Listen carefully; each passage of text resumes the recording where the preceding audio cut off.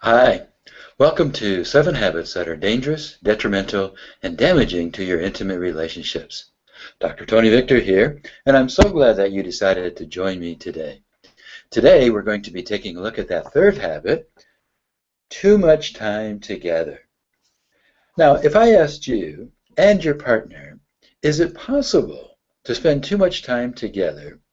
Do you think I would get the same answer from both of you?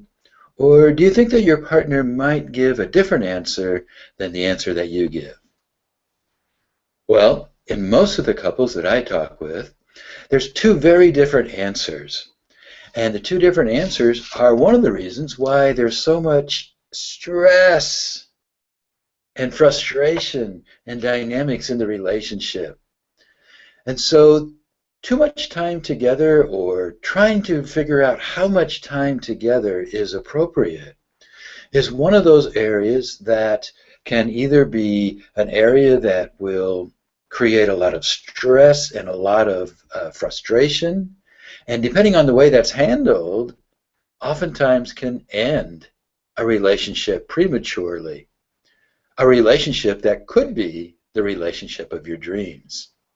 And so the question is, how do we handle those differences?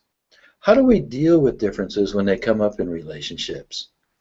And this question about too much time together in the honeymoon stage or when we first start dating is a question that doesn't really come up because usually both partners just want to spend all the time they can with each other.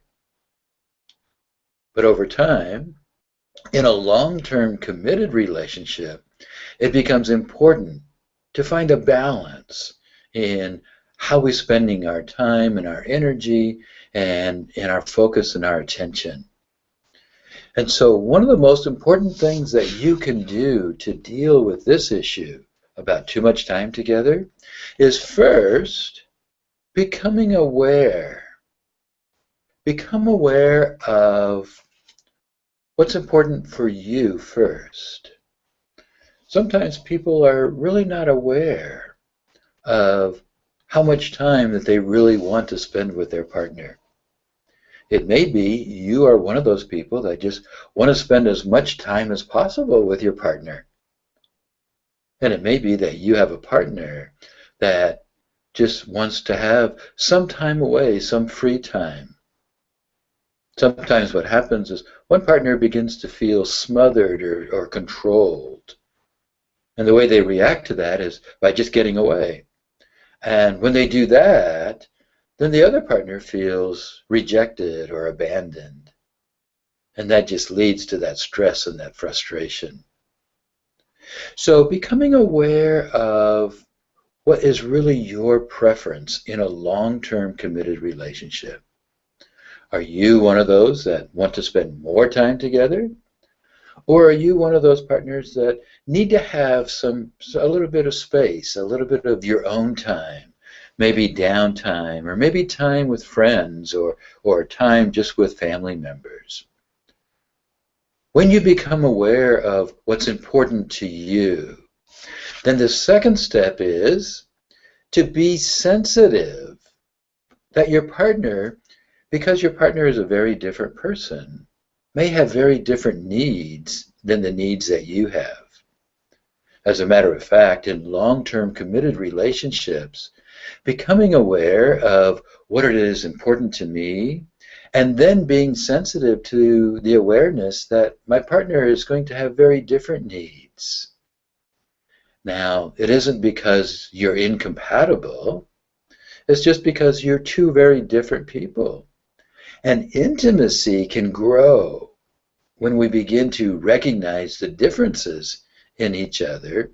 And instead of trying to change the differences, if we can embrace the differences and see those as opportunities to really begin embracing differences and growing intimacy in your relationship. And the way we do that is really by the third step. Be expressive. It's very important to, once you become aware and you take a little bit of time to be sensitive to your partner's needs, to begin expressing to your partner what your needs really are. But we express them in a very sensitive way, in a way that doesn't make your partner wrong for having a different point of view on this particular issue or on any issue, in a way that doesn't diminish your partner's point of view or demean your partner, expressing yourself in a way that is not criticizing your partner.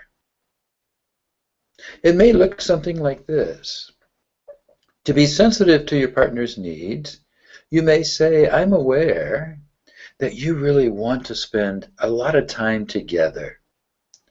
And I want you to know that you're very important to me, and I love spending time with you. And I want to spend time with you, but I also have a need to spend a little bit of time with my family or just off by myself, going for hikes or going for a walk in the woods. And I want our time together to be quality time.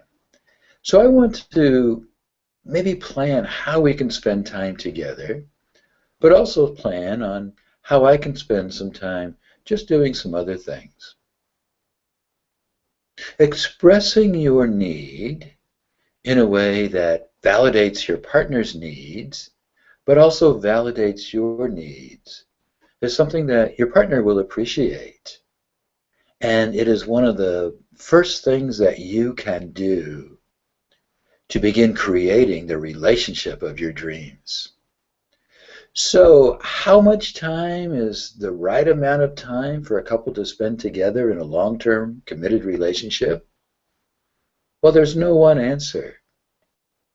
But there is a resolution to that issue when you can become aware, when you can become sensitive to your partner's point of view, and be able to express your needs in a way that recognizes your partner's needs. So this is Dr. Tony Victor, encouraging you to continue to grow the relationship of your dreams. You can do it. You have the power within you. In the meantime, make sure to follow me on Twitter, on Facebook. Find the Growing Love Relationships page on Facebook, on Twitter, and on Google+. And until next time, stay connected.